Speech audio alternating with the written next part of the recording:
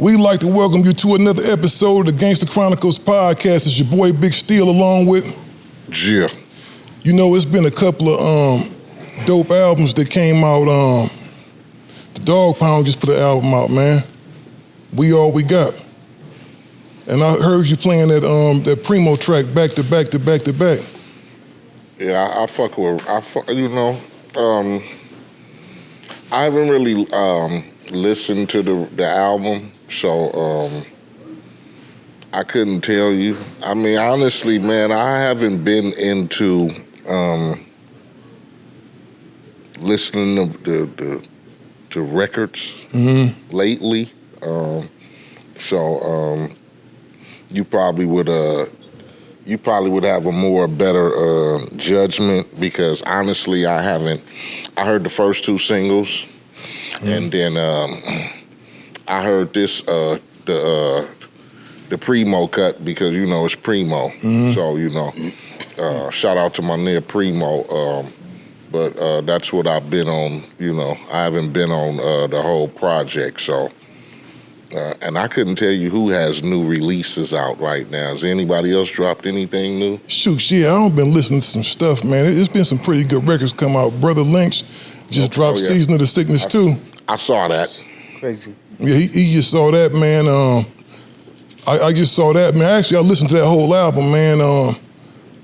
And Brother Lynch don't never disappoint. You always know what you go get from him. Yeah, Brother Lynch is one of those who has, I guess you could say, stick to the code. You know, of what got him to, I guess, where you could say his career is, and his diehard fans. It's kind of hard for us who have a kind of path we have taken as far as music is concerned. Especially when you come in trying to represent the neighborhood type music. Some people can go astray sometimes, you know what I'm saying? Yeah. And that's when you get a taste of that, you know that grass is greener shit, you feel me? So, but it's been kind of the hard walks, you know what I'm saying, to staying underground, but some of us are comfortable there, so you know. Brother Lynch is one of those. You know, I'd say he's to us he's mainstream because he fits the pattern of what we fucking used to. You get me? Yeah. But to other people, you know, he's considered an underground artist. You get me? But he got some shit. Yeah, he do shit. I did a project with Brother Lynch. Yeah, that's why I was going to ask you about. Yeah, you we got got one a with project together. Pretty, you know. Collaborative album, right? Yeah, we got a collaborative album together. Yeah, that one's hard. That one goes. Got some cuts on that motherfucker. Yeah. Yeah. For sure. A lot of shit be slept on because, you know, let's face it, when you fly under the radar, and then like I said, when you come from where we come from, when we deal with specifically the streets and we don't get a lot of radio and visual play, you know, you gotta know to know. You get me? For real. You got to be a true connoisseur of that type of hip hop, you know. Motherfuckers who know about those type of artists instead of, you know, what's popular or what you hear on the radio or what you see every fucking 10 minutes, you know. So, yeah, we got a project together. It's pretty sufficient. Yeah, that's dope, man. How long did it take y'all to put that together? Probably a day. Or y'all was just there fucking around? Yeah. Sick. And just knocked it out, man? Well, we knew we was going to do the project. My peoples put it together. So, you know, they contacted me, contacted Lynch, say y'all should get down. And basically you just gather all the beats together. And then you take niggas we go to the studio and we throw the beats on.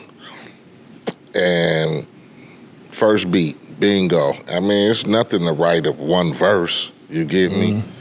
And I do that shit in probably about 5 minutes, so. Yeah, your process is crazy. I was watching you. I remember we did that, you did the verse for What's the homie for that album? You wrote your verse like in 5 minutes. Yeah. It's pretty easy for me to come up with some shit. I try to stick to the script, and then when a nigga give me a concept, it's basically wrapped up right there. Usually takes me a little longer if you don't give me what we rapping about, especially if it's your song. Might take me a little bit longer, but for the most part, my own shit, I try to come up with a title first or something I want to rap about. I just don't start rapping. So you got to have your theme together.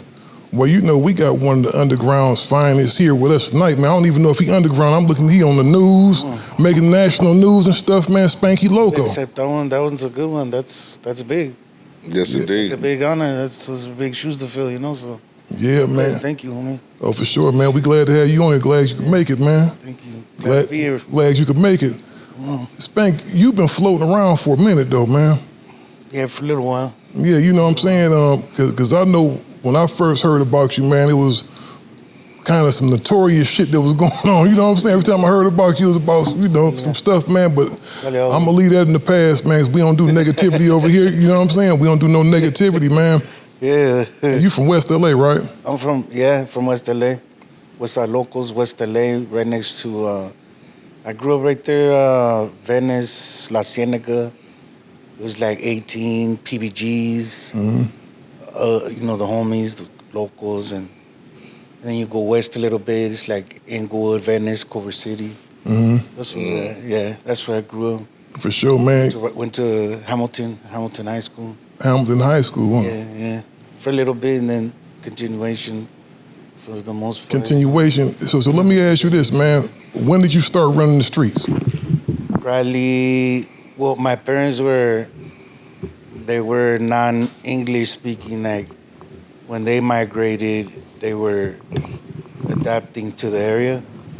So, like, when you're adapting to the area and you're, like, not from here, you're trying to stay under the radar, you know what I'm saying? So, like, I think at a young age, getting support with that, because then I say that to say, like, the connection with school and my parents, it was limited because of the language barrier and because they didn't want to be called by the principal, you feel me? They didn't want that. So I started getting into a lot of trouble because of the lack of attention or lack of direction or lack of support. You know what I mean? Yeah, I went to school as ESL, English as a second language, because my parents only spoke Spanish in the house, so I was like Mexican, like if I came from Mexico too, but I was born in UCLA. So I'm a Bruin. I'm a West LA Bruin, yeah. Oh, for sure. So, but that got to be rough, though, man. You in school, and English is not your first language because your parents speak all Spanish at the house. So you going to school. I had to adapt. And back then, they didn't have no programs. None of that. ESL. English as a second language. We took that, but it was like, you weren't trying to do that, you know? You're trying to be like everyone else, normal. That wasn't the case, you know? You were not normal, you know what I'm saying? You were like them, you were with them. You feel me? So it was a lot of indifferences, a lot of interesting things. Even though it's a nice area, people are like, oh, that's a really nice area, but I don't know, there was a lot of indifferences systemically, you know? Yeah, systemically, yeah. Yeah, that got to be rough, man. Just imagine them dropping you off in class and you don't speak. That's not your language, and they just expect you just to learn all this shit. Come on, you don't even get it. And then, like, your parents gonna help you? Like, my mom, she'd be like, the paper might as well have been upside down. You know, and the way they teach in Mexico is not the way they teach here. So arithmetic was completely different, you know? So it was a lot of frustration, a lot of navigating with stuff. So it's like, when you don't get that nurturing and that push, you're like, oh, fuck it, I'm gonna go to the streets. Definitely. This ain't it, you know? And like, it's where I'm gonna get love and recognition. That's gonna be with the homies, not with the administrators. They don't give a fuck about us. You know? And what neighborhood was that over there? That was where I went to elementary. That was PBG's. The Playboy Gangster Crips are right there, and then right next to that was 18 down the way, and then I would always like see the older homies right there from West Side Locals, and then naturally I just gravitated to that. You know, just was with the homies, and it wasn't like abnormal. Our parents, like, they would hang out since like the 60s right there in the Venice area. They would hang out and they would frequent certain area bars and things. So it's like we all kind of knew each other. It wasn't weird, you know? It wasn't like that weird, you know? Once crime and jail and this gang culture really was prevalent, then it was like, wow, like, we're really wrapped up in this shit. But even then, it wasn't like your mom didn't love you. She still loved you as you were because of the circumstances now. That's just the way it is now, you know? So moms and pops being from Mexico, I'm pretty sure they still was hip to what was going on in the streets. Somewhat, yeah, because there was a lot of shootings. They would find out like so-and-so got shot or so-and-so went to prison or like, well, where's so-and-so at? Oh, he's in jail. Like, he's not here, you know? So they would be aware. And then, of course, like my stuff, too, I would be in and out a little bit and, you know, getting into trouble, like getting caught slipping, too. I'd come home knotted up sometimes. So, yeah, it was prevalent. You know? Would you say your parents were naive to the gang shit and all the dope shit because they came from Mexico? Right. Unlike popular belief that like all Mexicans are cartel related or they're all somehow connected to drugs. Right. Like my parents didn't know none of that. My mom was like Jehovah's Witness, strong religious background because they came from a tough area too in Mexico, like a poor area. And so religion was big for them. Sticking to religion was huge for them. But it was also the reason why she kind of like left the house early and, you know what I'm saying, try to find a new life in California and, you know, try to start fresh because it was so tough back home for her too, you know. So generational trauma. Generational trauma. That's all it is, generational trauma, you feel me? Yeah, you know what, man? It seemed like his story is yours and your story is the next man's. It's always the same kind of pattern. And then they got so busy with work that once you start seeing a little money, like, cause I would tell them like, man, there's race wars at my school. Like, let's move, let's get out of here, we gotta go, you know? It ain't all that, I be telling them, it ain't all that. There's like race wars and shit at the school. Like, I remember the whole school popped it off. Oh, hey, we're going at it with the blacks, and you're like, what the hell is going on here? You know what I mean? Like, what? But that's just how they had us. They had us like that. They had us segregated. They jumped off. They jumped off when you was going to school too, didn't they?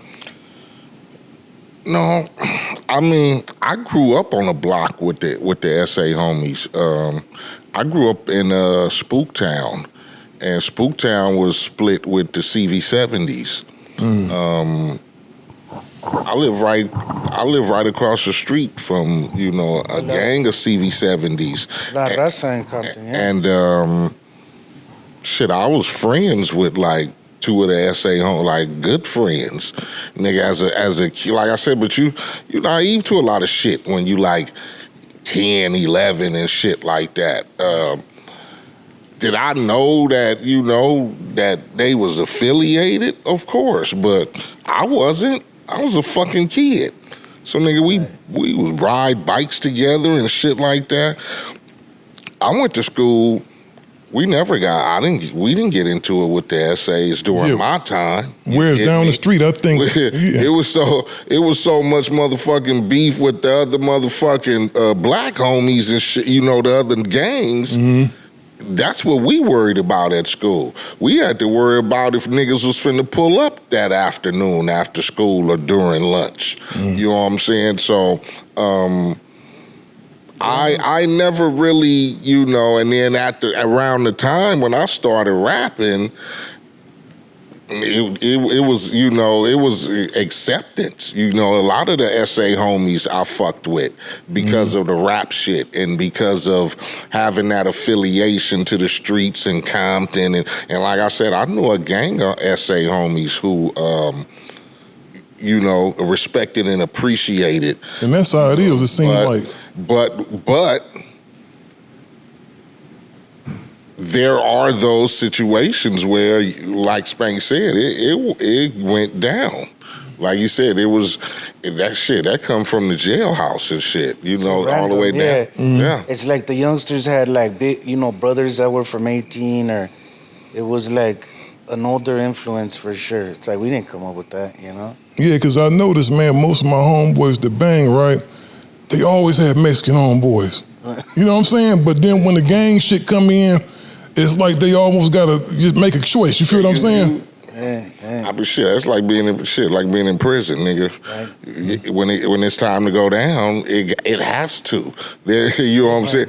There is no like, oh man, I was cool with homie on the street and shit like. It's program time, you know. It's program time. Systemic, you know. Goes back to the same thing. Systemic. Mm-hmm. They want us to be like that, though. You know.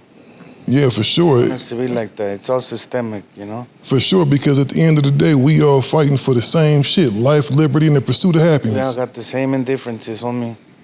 So, yeah, you know, that was, you know, those were the challenges, I think, growing up as a youth. You know, I had a great childhood, too. My parents, like, they tried their best, and, you know, they were very responsible. Like, they owned right there, they own the house right there in the hood. Mm-hmm.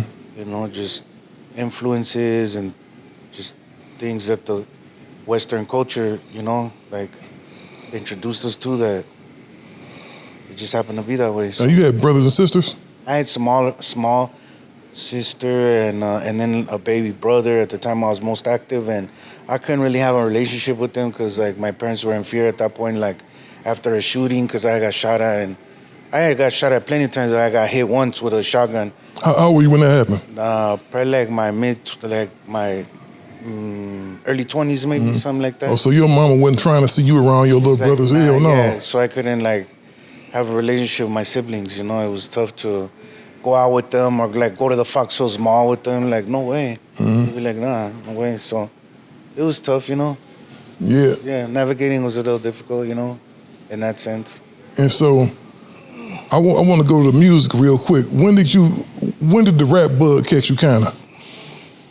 I was in prison. I remember being in prison, and I signed up to program with different clubs and shit. And I programmed with the Raza Club. And the Raza Club, they played rap and stuff, but it wasn't rap I was used to. I was used to like South Central Cartel, MC Eiht, you know, Dog Pound, Snoop, you know, all the West Coast classics, you know. I grew up on that, and Too Short, and early beginnings, E40, Too Short, Eiht.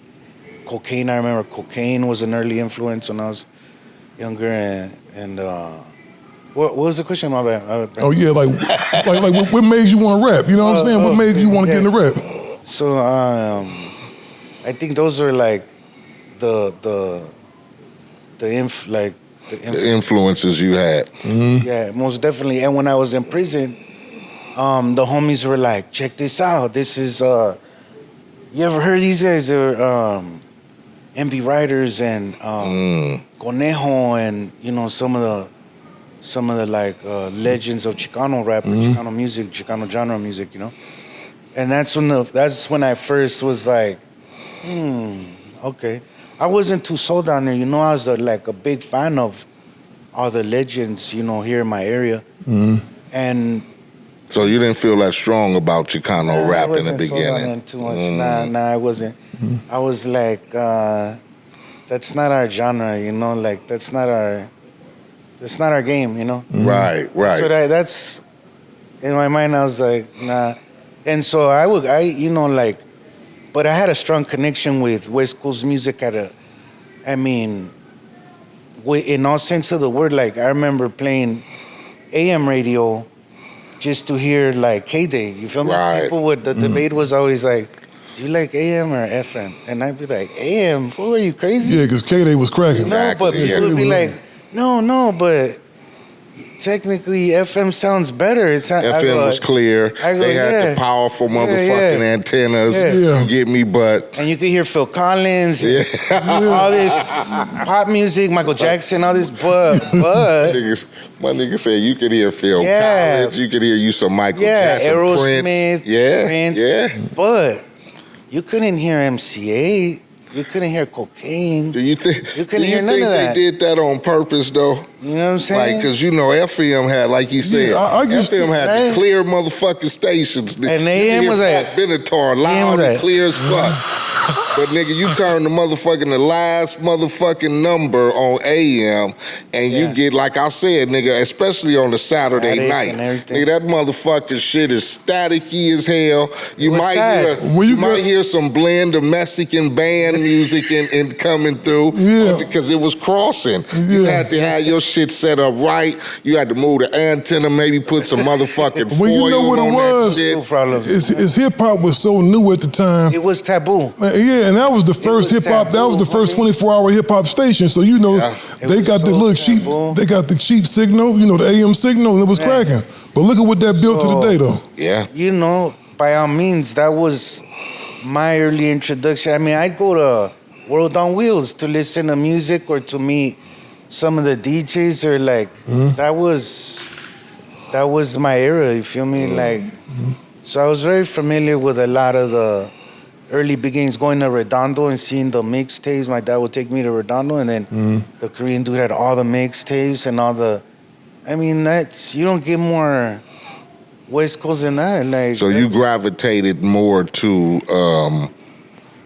what we consider, just regular hip hop, not being labeled as, because we didn't call our shit black rap. You get me? We was just rap music. You get me? You know how they got Chicano rap, and we was just rap music. So you know.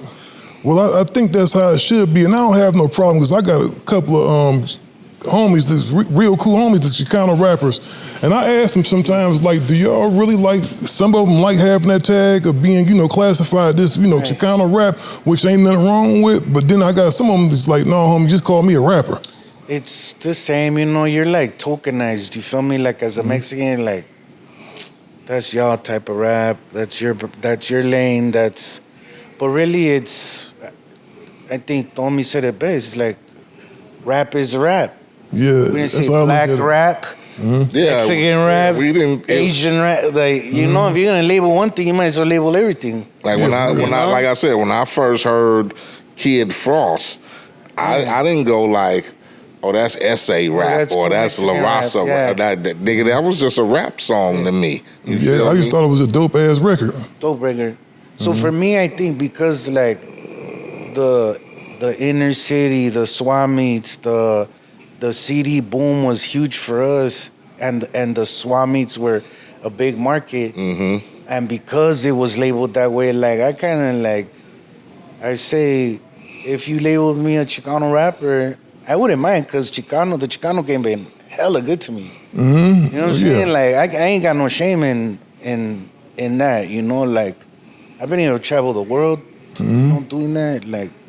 Connect with solid homies, work with legends, and I never in a million years, being that youngster growing up in that area and, like absorbing and emulating that, to be working with the legends, that's huge to me. That was everything, Yeah, because you don't put out a gang of projects. How many albums you got out? Like maybe 10, 11? Now, just a couple of albums, but I have a lot of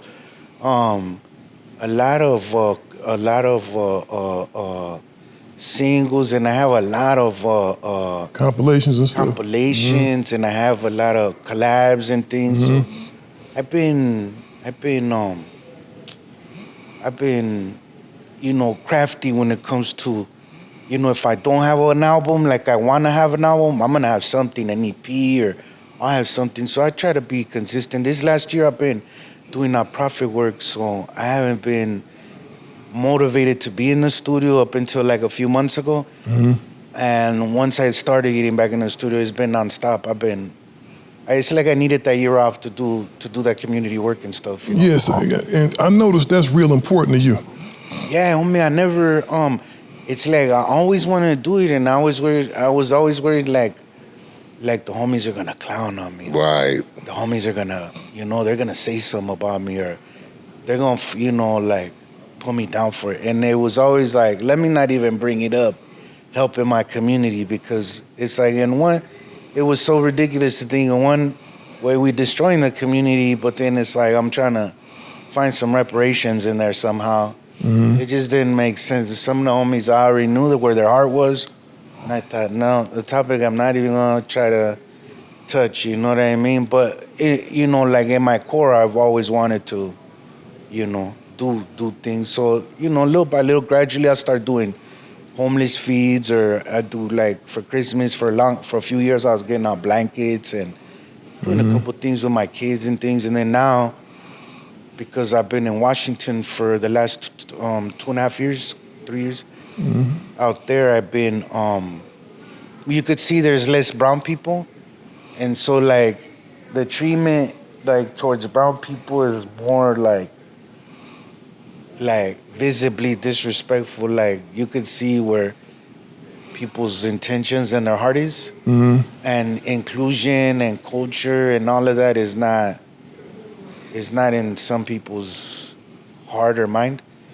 But like in this day and age, you gotta have identity and you gotta connect with something in order to build as a community. You feel me? Like you can't take away people's identity and then expect them to be comfortable in an area that they're not familiar with or have no connection to or not proud of. Then you want to be like someone else, and that's not healthy. You feel me? Yeah, because right now it seems like in America it's a lot of stuff going on. Like people are talking about more restrictions on the border, start tightening up on the border security. And I think the first people they always look at and point the finger at are the Mexican people and say, well, it's them, when it's not just Mexican people. I saw where they had some Saudi Arabian people coming through and people from all over the place. And I think at the end of the day, it's just people that want to make a better life for themselves, man. Right. It's just easier, like, to point the finger at Mexicans. Like, it's just way easier because we've been here like a long time, homie. Like this is, people be like, oh, this used to be Mexico and this and that. So it goes to show you, like, for a long time, there's been a lot of connection here with Latinos, with Mexicans, and I think because we're so deep rooted, it's like we correlate with the economy being not great for us. And so when the economy is not great for us, then you got to resort to other things. You feel me? Like anywhere else. And crime is a major part of it. When you have kids to feed and you ain't got no options and you're segregated, you're put in a barrio or you're put in a ghetto or you're put in a place where you're like, you have to be confined to those restrictions of not making money, having cheap things, having alcohol and liquor and cigarettes, accessible, and drugs, and this lifestyle that's only destroying us, and we're not being lifted. There's no like generational wealth. There's no like reparation funds for none of us, homie. It's like you gotta be smart enough to say, like, I gotta think about property, think about investing, think about generational wealth for my kids, because there's nothing here for you. The system ain't made like that. So you gotta think outside the box, you feel me? And I think that's where music, rap, art, graffiti, tattooing comes in, because we're using what we got. We're using what we got to get it, to get it, to get out there, to take our kids out there. And it was frowned upon for so long and shit, because you see now a lot of shit that we crafted and was artistically ours. It's acceptable to them today. Yeah, they don't turn into a multi-million-dollar business. Right. But when we were pushing this agenda to begin with, they made it so fucking hard for us. You get me? Whatever it may have been, a fucking idea you had, a fucking record, a rap song, being on TV, you know what I'm saying, acting and roles and just every kind of thing. It seems like when we tried to push the agenda to let a motherfucker know what artistic value we had, it was always, shunned. Like, Yeah, it was. And fuck that shit. Yeah. Or let's ban that shit, or let's shut it down, or if we can't steal it, or if we can't motherfucking make bread off of it because we don't understand it, then it's basically wrong. And then you look in this crazy, you look up, like you said, with rap music, with all our shit, you look up 50 years later and motherfucker, everybody rapping. You get me? Everybody got rap shit on their commercials, and it's accepted now. And you got so many shows, and nigga, now you could make a TV show about niggas who was in the street drug dealing and shit and killing niggas and shit like that. You get me? It's like it's accepted and shit. Right now, yeah, because it's making money. And then another thing too, I think we need to look at too.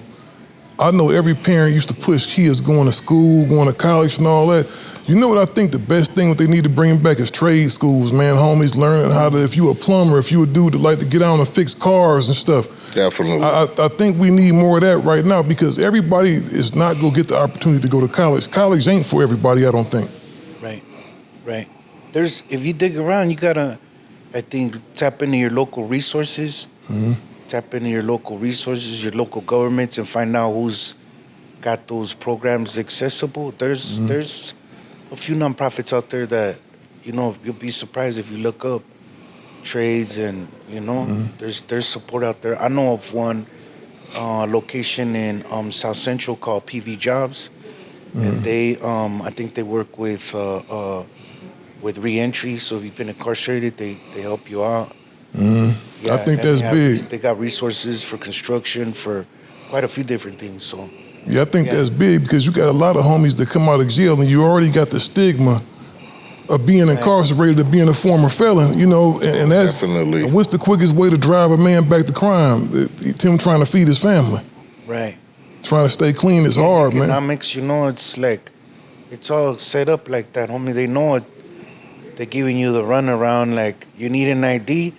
How you gonna get an ID? You gotta get on the bus. You need a bus pass. How you gonna get on the bus with the ID to get the ID? If you need to go to the Social Security office to get your card, and then you gotta go to the DMV, and it's just a rat race, homie. They got you in circles. You feel me? Instead of accommodating you and saying, okay, we know when you're getting out, this is what you're gonna need. Apply now.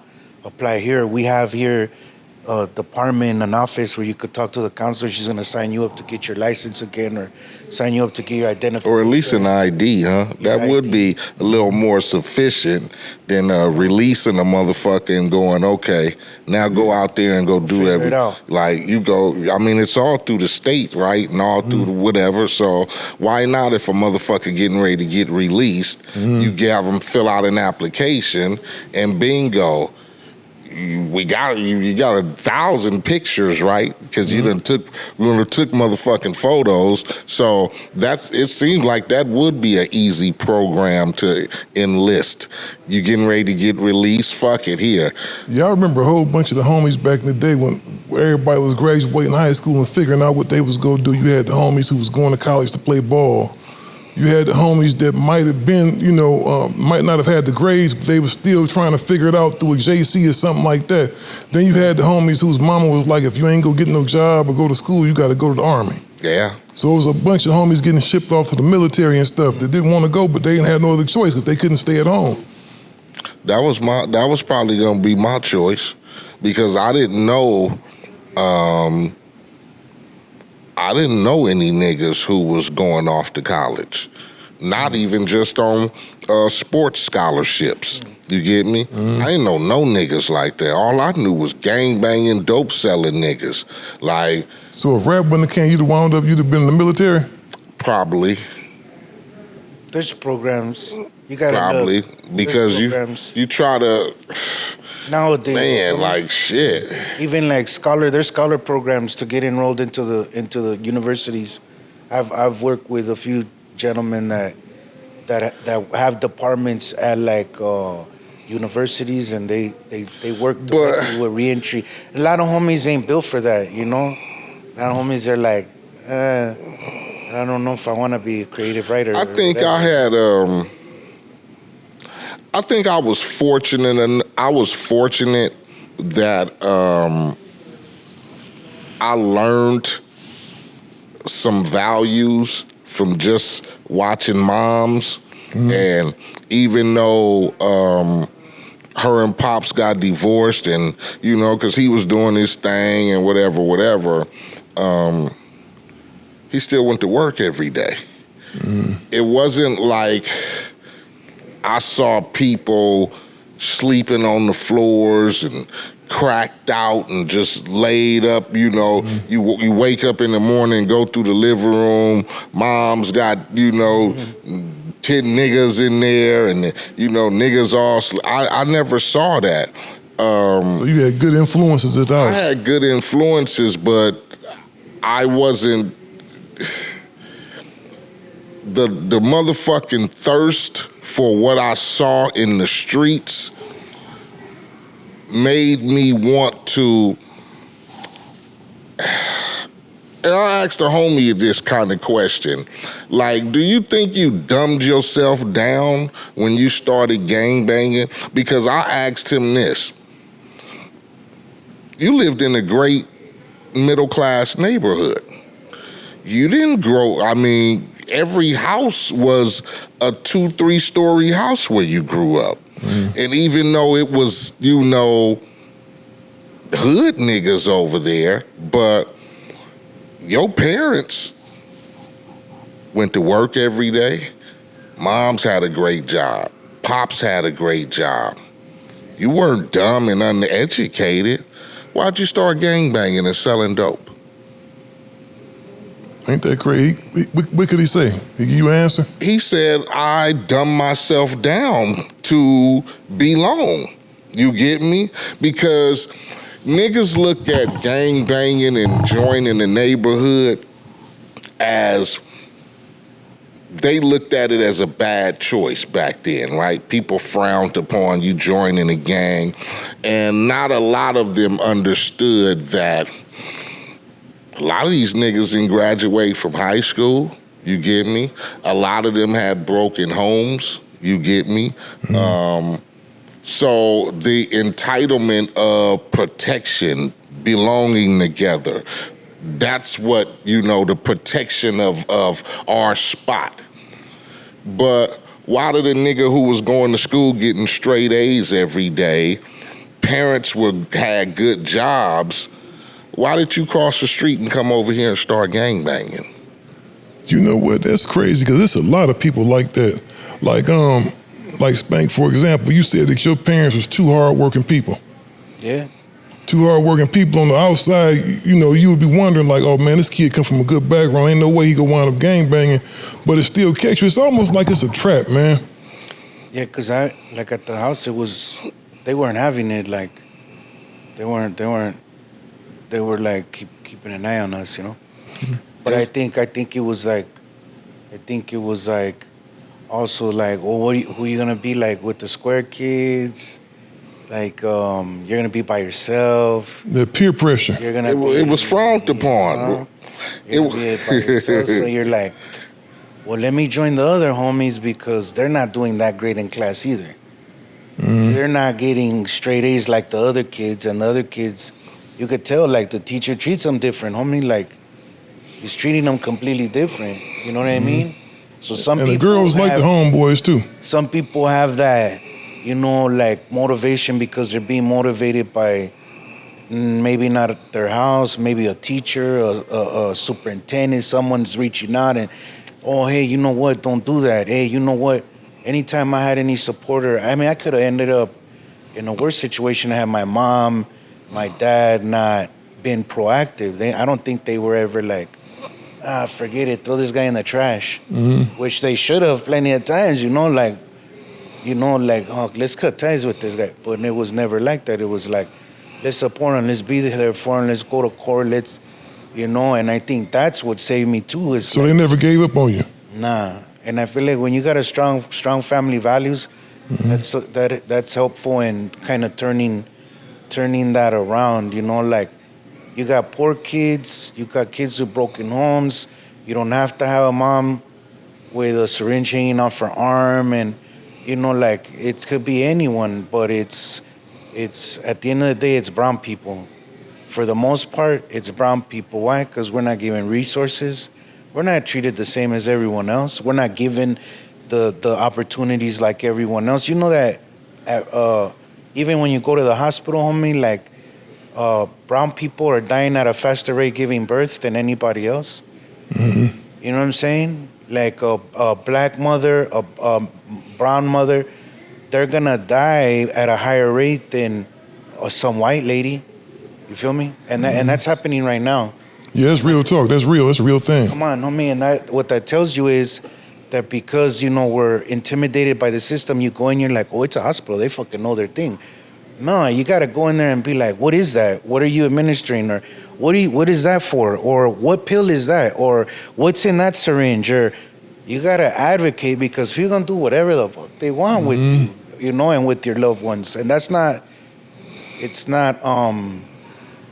a professional environment when you got people that think they know what they're doing, and they think they're above you, and they think they're better than you, and they think they're of a higher class than you. I mean, that's how it's broken down in classes, This class, that class, lower class, you feel me? And when you are, when you got a stigma, when you look a certain way, of course, you're not going to let's not help this guy, let's help them. Or we'll help you in a little bit. We'll get there. You feel me? Yeah, because we are in a society, man, where you're judged largely based on how you look. All of that. Because, whenever I walk in somewhere, depending on how I'm dressed, people looking at me the whole time, especially when I was a younger cat. You know what I mean? They looking at me the whole time like, let's what check is out he his into? shoes. Yeah, or people, when you riding by them, you be in your car, right? And you'll see an old white lady next to you. She'll hit the lock on the door like you go get out your car to come get her ass or something.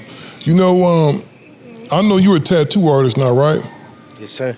When did you, how long ago did you start getting tattoos? Because your whole body is inked up. Man, so I think one of my escapes was drawing. So because stuff didn't stick, and I felt like I wasn't able to learn like everybody else, shit wasn't sticking, I'd sit there and I'd draw, and I draw, and that was my escape. When things weren't all that great, I used that as a tool to put myself somewhere else. And so I drew for a lot of years. I wasn't the greatest, but I was really persistent. So I'd sketch and draw and copy comic books for a long time. So I was into comic books at a young age. Collected comic books, drew them, redrew them. And then as I started getting into the tagging and doing graffiti, then that kind of developed into another medium, tattooing, because then I stopped tagging because the homies, were like, leave that alone, you gotta be from the hood now. Like, we're not, you gotta put that down, now you gotta be from the hood. And since my other homies were doing it, I was like, yeah, fuck it, I'll do it too. And so tattooing became another form of self-expression for me. And I did that for a long time, at a young age too, really young. 15, 16, 17. In high school, we were already messing around with, little black India and a string on a needle. And I remember this girl from 18 brought that to school one day, and I couldn't believe it. I was amazed. I was like, I'm doing that. And then I bought a little machine from this fool from Venice. This fool, some tattoo artist from Venice.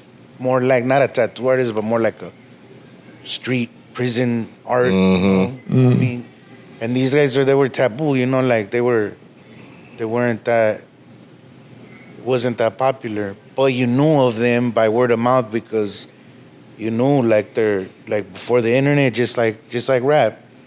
Like everyone had a popular CD, a MC Eiht CD. Didn't have the internet. He didn't have the internet, but that shit bumped everywhere. Oakland, LA, Compton, didn't matter. Everyone had that. So the same with tattoos, you'd be like, oh, that's Güero from so-and-so. And, word of mouth made things extremely popular at that time. There was no internet, no none of that.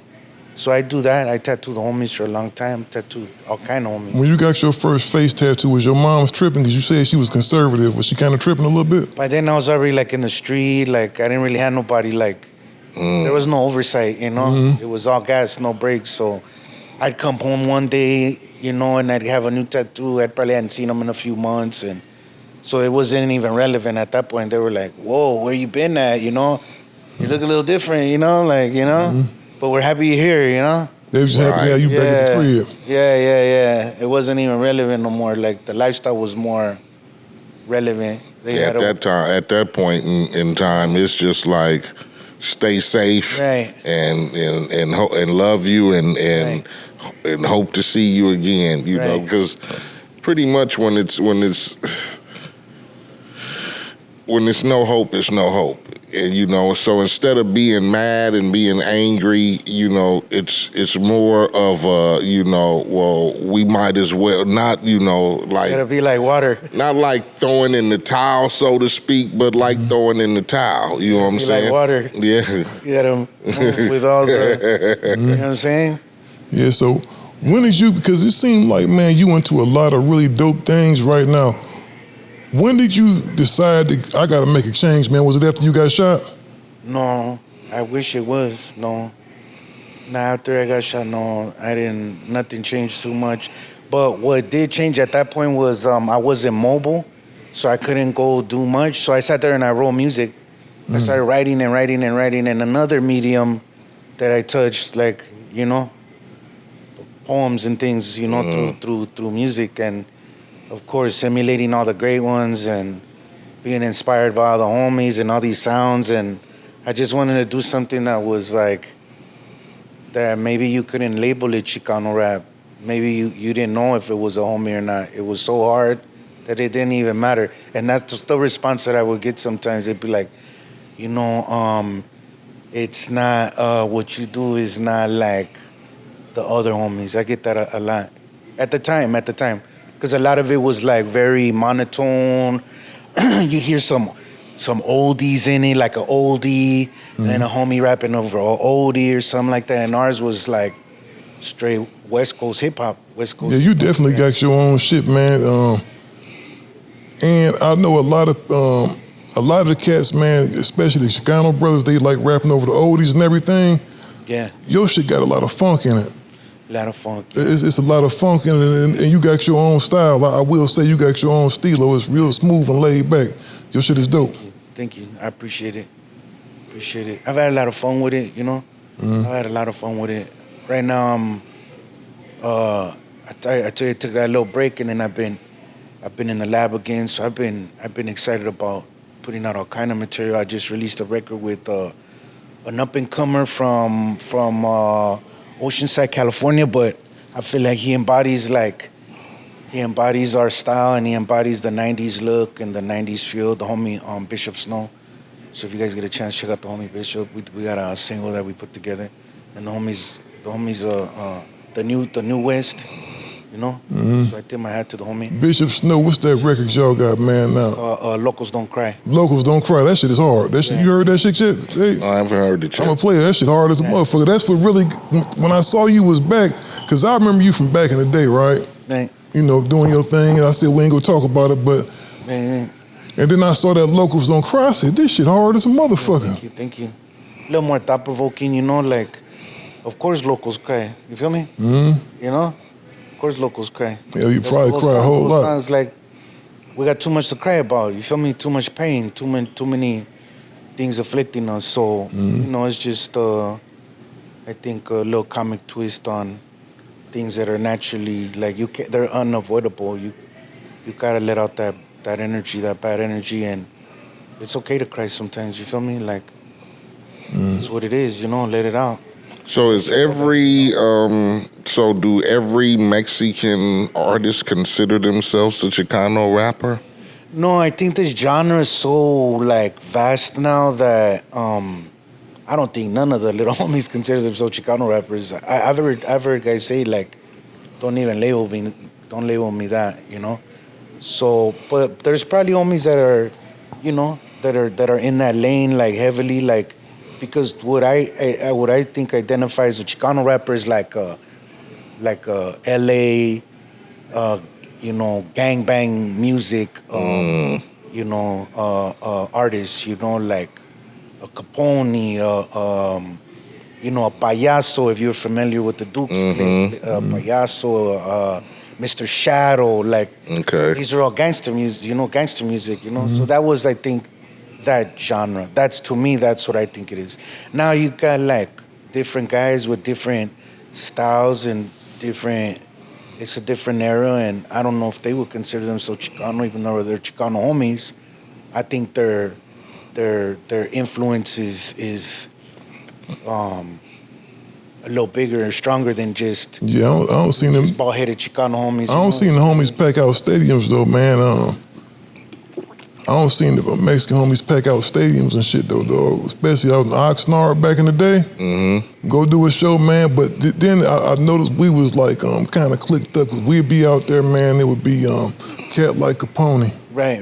A couple other cats, but it'd be packed, man. And the whole audience is Mexican, man. Mexicans are the biggest supporters of hip hop on the West Coast. Oh, definitely. You know, on the West Coast, and I tell everybody, you can't sleep on that, dog. That's undeniable. Now, you know, it ain't to say the brothers and sisters don't support this shit, because of course they do, right? But if you ain't gonna sell no units on the West Coast, if the Mexicans ain't buying your shit, you go be short. Wrong. Yeah, you go be short. Yeah, because it's just like, again, we have deep roots here. It's like we don't have no ties to Mexico. We don't understand it. We don't understand it. You feel me? So it's like, this is our culture, American culture. We eat hamburgers and chili fries at Tommy's, and you know what I'm saying? Like, that type of deal. We're at home, you know, you speak Spanish, you know all the dishes and things and your influence and all of that, but really you're, I think, motivated and raised by what your environment gives you, you know. And hip hop and West Coast hip hop was something that was prevalent for me, and I think a lot of my peers. You ask them, I mean, I've been to concerts at the House of Blues, and you look like, and it's all homies, who like straight, nothing but barrios, gangbangers, homies. I went to a DJ Quick a House of Blues concert. I think we went twice. Someone invited me once, and then another homie invited me, and fuck it, I'll go again. And the same, all homies. Like, you looked in the crowd, you'd be like, man, I need to be careful, because it looked really active in there, but it told you what the strongest supportive market was. And if you go to an oldies concert, Art LeBeau, you know, who's playing the Delphonics, who's playing, all the legends. Right. And who's there? You look, and it's a sea of Mexican Chicano people. You feel me? So Having a good time. Definitely the market is that. For me, I never been embarrassed to say, man, I'm a swap meet rapper or a Chicano rap. I don't care. I've traveled the world. Man, I'm gonna tell you. You feel me? So, back in the '90s, man, and the early 2000s, the swap meet rappers had all the bread. The homie Sick Jackin', because I fuck with Sick Jackin' real heavy. I ain't talked to the homie in a minute. Legend. But Sick Jackin' would come around making his rounds and have a knot in his pocket this damn big, nothing but 20s and 50s. Legend. Just dropping the shit off. Dropping that consignment. Yeah, getting that consignment off. Yeah. Swap meet rappers had the bread. Them was the rich homies. And at that point, I don't even think consignment was an option. Like, at that point, the stores, they needed that dope. Hell yeah, they could They're come. gonna Yeah, cash you out. Their consignment might have been the first round of CDs. You know, the first. Yeah, they made it back then. Shout out to the homie Juan. He had the Compton swap meet. G Code, yeah. Yeah, Big Juan. He was instrumental in influencing Southern California with fashion and music. I mean, I supplied him a gang of CDs for a long time, and I'm sure he had everybody's stuff there, you know? The G Code in at the Del Amo. Yeah, all of those places, man, the Del Amo swap meet, the Compton swap meet, man. Yeah. Them places, man, probably generated hundreds of thousands of dollars, man, in just straight gangster rap. Oh yeah, but hell yeah, swap meets was significant with rap sales, especially for West Coast artists. I don't know, how swap meets or flea markets, represented across the nation. But I know as far as the West Coast is concerned, them motherfuckers were staples, man. Because Go to New York and find them. When this, in the heyday of the CD, like there was stores, everywhere. I'd go to the Oakland Swami, to the Fresno Swami, all the way east to Brooklyn. I'd be Flatbush Avenue. They had some spots out there. Niggas be outside with I come from the cassette days, so you go to swap meet, nigga. They had every motherfucking cassette, nigga, from I don't give a fuck who it was. they had everything. Every motherfucking thing. And you might catch some 12 inches. You go to the Paramount swap meet, you get you some 12 inches and shit. That's why I bought my first Treacherous 3 record from Paramount swap meet. The Paramount swap meet, the outdoor, my music in there too. Some of the homies. So yeah, So you went through that whole so you went through that whole era too, where you was out there hustling your CDs and tapes. Yes, CDs were big for us. CDs were big. I remember I'd press up a box, $100, and like the idea was you run into a homie and then you start trading them like, hey, this is my new one, and since he knew my shit was selling, he'll take like 20, and then we'll trade, right? We'll trade.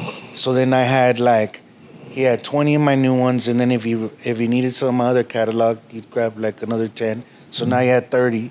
So then I get 30 from him, and then I go to the next homie and I get 30 from him, meet up with this rapper, 30 from him. So now I had a variety. So when I go take that trip to Oakland, or I take a trip to, Colorado or whatever, or even right here, Compton or Linwood, to a local CD spot, I mean, they were like, okay, wow, yeah, I'll take 5 of your new ones. So you went and got some other people's dope to go sell. Yeah, but then I also take that Shadow, and I also want Payaso, and I also want Mr. D, and it was It's a good way to flip.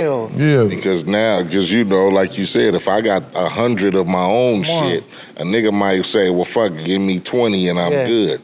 But if I got 10 of this nigga, I got 5 of this nigga, and they gonna be like, well, whole shit, I don't got none of that. So I was on it. It was a whole...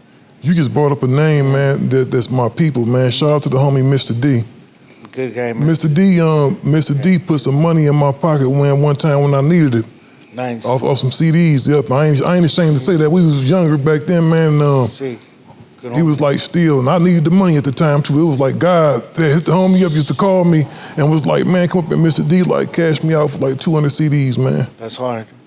I learned from him. I'm gonna be real. I remember seeing him in action. I was learning, I learned quick though, because I was on it, I do hand sales, and then I do that wholesaling with the homies, and direct sales, and then of course you adapt with times, then streaming became relevant, and now you gotta be like water. Yeah, they fucked up the money, Eiht. You gotta be like water, I bought my house messing with these CDs like this, like he talking about. That's how I bought my house, man. Easy. That's how I made my living, send kids to college and all other kind of shit. Look at you, now you're doing podcasting things. Yeah, man, Let's go. Yeah, it's crazy, man. God is good. God is good, man. God is good. Stay with a hustle, man. You just gotta stay on it. You gotta be like water. Hell yeah, you gotta be like water, man. I want to ask you something, man, because I know it's a lot of politics when it comes to Mexican rap and stuff, so I can't speak on certain stuff. It's just certain stuff that ain't my business I can't speak on. It's a lot less beef amongst Chicano rappers now to where it used to be kind of crazy. Yeah, I think... Is everybody kind of getting along now? I'm like, man, we got to tighten this shit up. I think the genre is just so vast, homie. I think there's always going to be... It's a big part of the music, Beef is a big part of hip-hop, Oh, for sure. There's no hip-hop if there's no beef, The whole epitome of hip-hop is beef. Brag rap, you the best, you the hardest. Well, it's always going to be that. So you're always gonna have that element, and you're always gonna be tempted, especially when you're in, and with that bravado, and you're young, and you're like, man, I don't care whose feelings I hurt. You know, like I'm gonna let you know, like you ain't all that. I'm the one. Like that's your job as a musician. You know, I think. Oh yeah, you gotta for sure package, flex. You know, it's part of it. I think like how responsible you are though, and how you use that talent and that power and the platform. That's really up to each artist. So there are homies beefing. You could see homies taking shots at each other, Right. and you know, there's guys pulling paperwork out on each other. Yeah, and, that's the new thing now. You know, like smutting fools up is, you know, like it's like crazy. It's not your typical, like you said, braggadocious battle rapping. Yeah, shit is crazy now, man. Beefing today has taken the aspect of, like you saying, I'm wanting to prove more than just I'm a great rapper when it comes to beefing. I want to prove that you are a snake. I want to prove that you a snitch. I want to prove that you're, you know, you like the same sex. You know, I want to prove that, you know, you done stole money or told and sent somebody to that's what beefing is now. You know what's crazy though, man? It's really turned into a personal, like you said, a personal smut match, or you know, it's dangerous though. That's dangerous. A discrimination suit is what it's turned into. And that's dangerous though, man, because you know the whole thing is, man. Because can you sue a nigga for beefing now? Like, yeah, this nigga said I was a this and a that. You call a man a snitch and you ain't got no proper paperwork to support that, you could lose your life. It's like that's tough. That used to be real serious. It's mainstream now. Look at Exactly. Kendrick and Drake. He's calling them a pedophile. Is that what I'm hearing? He's calling them a pedophile on the song. That's a big.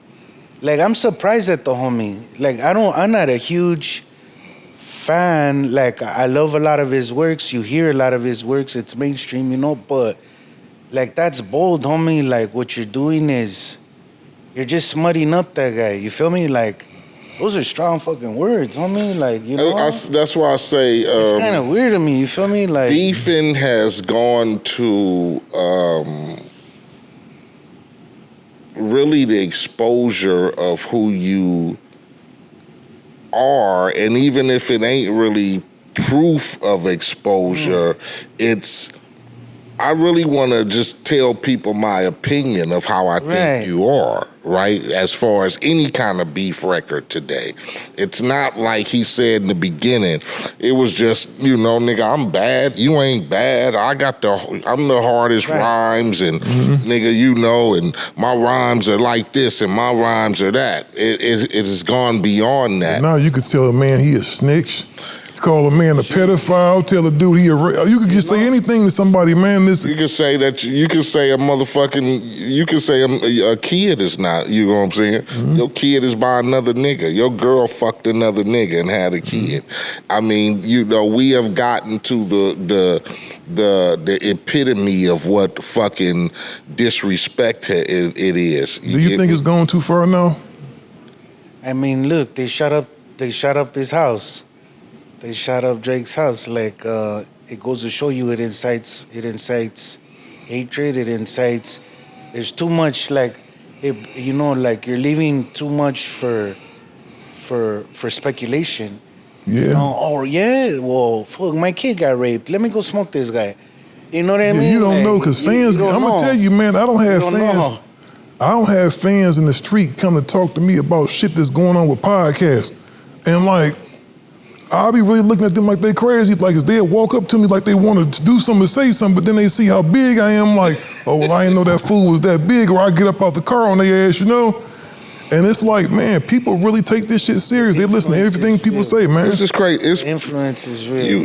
It's real crazy people on the planet. You get me? You can just see that just by watching TV or just watching shit. You get me?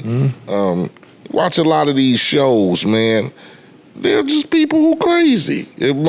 So you have to be careful because, like you said, you don't know how far somebody will take somebody else's insinuation of who you are. Shit. Motherfuckers is sick. A nigga, you know what I'm saying? Niggas are popping.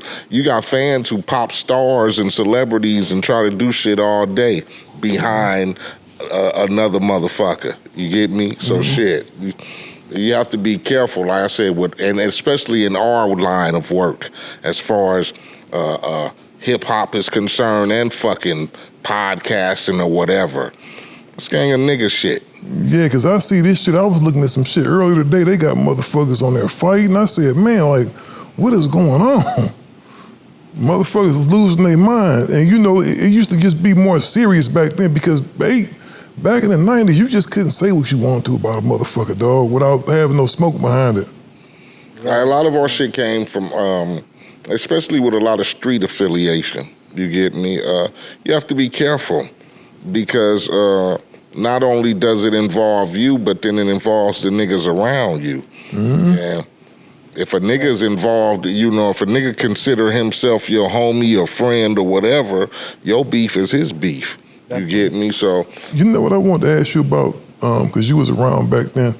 What did you think about Pocos Pero Locos? Did you think that was a good thing? Kool-Aid, remember when they had that thing going on the radio? Man, that was instrumental, you know, like it really exposed artists to a new market. That's like mainstream, you feel me? So even if we had Sundays, that was okay. Like, you know, one day out of the week, I don't mind that. Yeah, but that shit was cracking because it had got syndicated. It was in other markets too.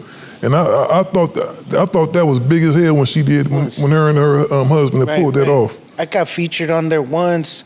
They played one of my records, and again, another high moment for me, like, because it got me more attention, and it got me gigs and things, and you know, the recognition was phenomenal. I mean, I remember sitting there a few years back, listening to Pocos Pero Locos and like saying, man, like, this is dope. Like, this is the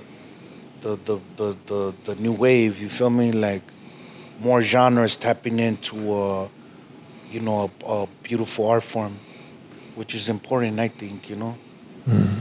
Who would you say the biggest Mexican rapper of all time is?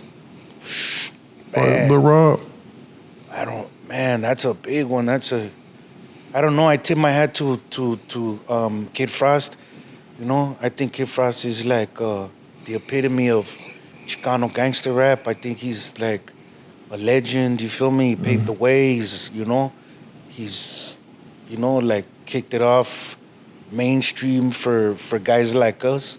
So for me, I think a platinum selling artist like Kid Frost is a legend. We were talking the other day, and I was giving him his flowers, and the same, you know, you don't want to wait till the man is gone to let him know how you feel, you know, like. Yeah, Frost was definitely a pioneer. Oh, definitely. And people got their indifferences, you know. Everyone has their opinion. Oh, this, that, or, you know, their experience. Oh, he didn't sign my hat, or whatever the case. Like, people have their opinion, you know, and my opinion is like, respect your elders, respect the forefathers, because I think that's why shit is so watered down and so like lacking, you know, like morals and core values, and like how people it's definitely all don't respect the architects like they should. Watered down, you know, like you figure like that they'd have statues for the homies like MC Eiht and you know, like the greats, you know, like because I banged me some motherfucking you know, I banged me some Kid Frost. Come on. Kid Frost was hard. I banged me some Kid Frost. You know what's so dope, man? You know his son is a producer. Yes. Scoop DeVille. Scoop DeVille. I helped Scoop DeVille early on. Early on in this thing. Shout out to the little homie. But he's a little bad motherfucker, dog. Little Elijah. Be Real in them is large, though. Be Real? Yeah, they large. Oh, yeah, Be Real in them. Yeah, Be Real in them took that shit to a whole nother level. A lot of homies, you know, Baby Bash, Little Rob, you know, MC Magic. There's a lot of them, a lot of great pioneers that are. Well, if you want to go to, you know, that status of as far as hip hop is concerned, I would put Be Real in them up there. Like, even though, like you said, it's a different motherfucking. It's a different than, like you said, when you think of Cypress and then you turn around and you think of somebody like, Spanky or motherfucking Lil Rob or one of the, somebody that, like I said, don't get me wrong, Be Real and them blood homies and Southgate and all, but, I don't know. I look at them as on a, like I said, a different scale. Oh boy, yeah. As one of the one of the homies who you look at as like still in the trenches with it, so to speak. Oh. You get me? Yeah, I know a gang of the homies sold records. How many records you think you don't sold from the physical thing? Do you even remember? Because I swear it was homies that probably don't sold 300,000-400,000 records, man. That's easy, They was making money, man. As far as pushing their share? Yeah. Because then you had distributors that were pressing your shit on the side without telling you. There was units that you can't account for. Oh, that dude from Thump was good for that. dude from Thump. Knew you was. Oh, Billy's ass. Billy's ass was good for going to go press some shit on the side. S.A. homies. Yeah, he had them all, too. Yeah. Bill probably made him extra couple, $2-3 million on the side. Think about that one. Like, how many units ain't accounted for? Like, the same. Still, he wasn't shipping them out the back door to Japan or nowhere. Hell no, that motherfucker Bill was going to go meet up with motherfuckers for boxes. Come on. And there was people playing music everywhere, all over. It was a big thing. So I'm gonna tell you when I knew it was big. I was out in France at Midham, and I saw Murray Brumfield, the homie Murray Brumfield out there. I said, "You out here slinging them CDs, ain't you?" He was like, "Yep." Amazing. Murray used to pull up in a green Benz, right?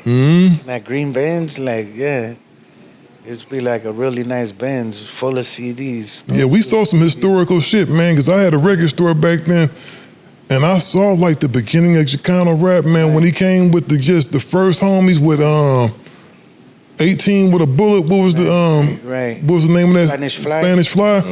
And I sold a bunch of these Brown Pride tapes. Sick. Oh, that's what paid the bills, dog. I sold, man, probably like about 8,000-9,000 of them Brown. Like I had boxes of that shit, homie, and them kids from Paramount High School, from Norwalk High School, was just coming to pick that stuff up. Hard. And Murray used to come back by and drop some shit off, man. And I remember he had the first Lil Rob tape. Come on. Crazy Life or something like that. Crazy Life. Yeah. And Mr. Shadow and all them. I sold a lot of the homie shit, man. They sold units, homies. And so I think we did our thing, The same with like streaming and shit. Like, you don't know. It's like so many, Now things are, kind of in order, but there was a time also like, getting wrapped up with these bogus deals and bogus distributors. It's like, you see like your music being uploaded here and like that, like someone's making feria, So it's a lot of people, man, a lot of guys, man, that really, because it's not like y'all had, and you talk about the shady deals. Right. If you didn't have your own label, you was signing to somebody else's independent label, and they usually didn't know what they was doing. Exactly. Hell no. A lot of times they just know a check coming in, they just. It was a lot of bread made, man, from them distributors, man. It was homies getting checks for like $90,000, $100,000 from the distributors, man. I mean, it's easy to push some units and shit. Yeah. I mean, back then, during those times of, like you said, CD pushing and all that, rap was wide open, man. It was like, nigga, you got an artist? Oh, he rapping? Oh, nigga, give me a couple of boxes. That's when I knew it was money and you ain't had to be famous, because I remember I would be up at ground. I was showing Glasses one day, man. I was showing him my statements from overseas, I had distribution set up out there, man. I was getting like, man, it's anywhere from $75,000 to $85,000 just a month. And it was just, and I wasn't off no whole bunch of shit, but it was just like, 8 of this, 5 of this, not no whole bunch of shit, 3 of this. Right. And it was just bread coming in, man. That's real. That's for real. I miss them days like a motherfucker, dog. I know it. I seen those days too, I seen those days, so. It was that, man. So, you got a tattoo parlor now, right? A tattoo shop? I've had a few in LA and then in Seattle and Currently, right now, I don't have no location. It's just been difficult for me to the oversight has been tough, and with traveling, I just feel like doing conventions has been my big thing right now. So I do a lot of conventions. I take 6-7 artists with me. We'll hold down a big spot and tattoo for the weekend. And I've hit, all over the States. In the last couple of years, I've done some pretty gnarly conventions. Philadelphia, Houston, Atlanta, Chicago. You name it. I've been there, New York. I've done some even overseas, Brazil, Japan, a few other places. So the definitely the tattoo game has been a blessing. So, and it's stuff like I didn't apprentice under nobody, but I learned in the streets, and I feel like that was my apprenticeship. Like there was no one giving classes, no one even. It used to be if like you open up a shop anywhere near another shop, they come and break your windows or light your thing on fire, and the culture was just really different. It was really taboo. There was no tattoo superstars. It wasn't even like that. It was like tattooers were kind of low key and kind of rogue, and yeah, it wasn't what it is now. Now it's like tattoo superstars, megastars, influencers, tattooers and things. So God bless the transition from music, the transition from tattooing in the street to music to tattooing and doing music has been amazing. Like I felt like when I started doing the music, I stopped tattooing, and I always want to kick myself in the head because that was a few years of hyper-focusing on music, and I left the craft alone. And when I did get reintroduced into tattooing, it like took off, Yeah, because tattooing is mainstream. If you look at every college football program or basketball program in the country, these kids got on whole sleeves. Everyone's blasted now. Yeah, and it's not like, because before I used to get looked down on. If I'd have came home with a bunch of tattoos on, my mama probably would whoop my ass, man. Yeah, it was taboo. Only like gang members and prostitutes will get tattooed. No, Exactly. It wasn't and bikers and shit. bikers and Now you see the homies, man, they got... You go to the airport in Barcelona, like you seen big 20-foot advertisement with soccer players all blasted up. And I go, thank you. You know what I'm saying? It's good for business, It was now, man. Well, man, I was going to try to avoid asking you, how the hell did you and 6ix9ine get into it, man? That on me, we actually communicated on good terms. We had like good communication, but then like once like a lot of the negative stuff start coming up about him, I asked him, hey homie, like this is kind of weird, and at the time we were trying to do music, trying to organize him being out here with the homies, and I go, you know what, the homies ain't gonna like this shit, like there's no way, there was some allegations of some stuff, and I go, nah, you ain't, no one's gonna fuck with you like that here. And he's like, well, I'm gonna be in LA anyway. Like, basically saying, I don't care what you, like, fuck you, whatever like, I ain't tripping on you. And that kind of was like, I was like, it didn't really sit well at the time, but at the time I was like, the same, like, I wasn't conscious or cautious about what energy I was putting out. It was like me getting disrespected and feeling disrespected, and then me wanting to disrespect him back, the same rap beef stuff, and I think looking back, I could have made wiser choices and better decisions and been a better homie, but it just happened to turn out like that, and I got a gang of free publicity, like $40,000, $50,000-$60,000 in free publicity, and I had fun with it, and that was it. That was all it was. For sure. Because the homies damn sure wouldn't have had him around you. That'd have been all bad. Yeah, it was questionable. Getting whole neighborhoods took down. And at the end, even before that, none of that was prevalent. Nobody knew about none of that. It was more, I think, some charges about being with a minor and some other stuff. And so that, I think, was tough because the wave was like his whole age group and the fans that he had were little kids. So it's where like, was positioned, that was foul. Be around that or be influenced by that, it's kind of messed up, you feel me? And then came everything else later. So I don't know, once it got weird like that, then I said, nah, that's it, I had my fun. That's it. Thank you. We're not friends. Okay, no problem. We're not friends. Yeah, dude, It's all man, good, you know, like, you know, regardless of what you say about that motherfucker, he had him a hell of a run. right, you know, genius, marketing genius, smart, all of them things, but it just wasn't our time, you know, like, well, a lot of homies that it don't work out with, just, I always say, like, regrettably, it just wasn't our time, you know? You know what trips me out, man? I think he proved, man, that don't nobody want to go to jail, dog, because him and Charleston White talk more shit to motherfuckers that I don't ever see, and don't nobody do nothing to their ass. Motherfuckers be like really talking that shit. See? And don't nobody want to go to No one jail. escapes. Karma is, you know, has a funny way of doing things. No one escapes. So it might look like that, you know, in the beginning, but at the end, no one goes unscathed, you know? Hell yeah, It's the Spanky. energy you put out, you know? For sure, man. Well, I appreciate you coming to sit down with us, big dog. Oh, definitely. It was for sure epic, man. Y'all make sure, man, y'all hit that subscribe button, man. Leave a comment, rating, Apple Podcast, Spotify, all that other shit. We out of here. Yeah. Gangster Chronicles, we gon' tell you how it goes. If I lie, my nose will grow like Pinocchio. We gon' tell you the truth and nothing but the truth. Gangster Chronicles, this is not your average show.